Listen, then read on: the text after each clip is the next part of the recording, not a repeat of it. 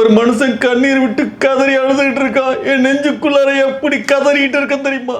ஒரு நிமிஷம் இருக்கீங்களா? நான் ஸ்ப்ரே போட்டு நானும் ஆர்டிஃபிஷியலாக இது பண்ணேன். ஆர்டிஃபிஷியலாவா?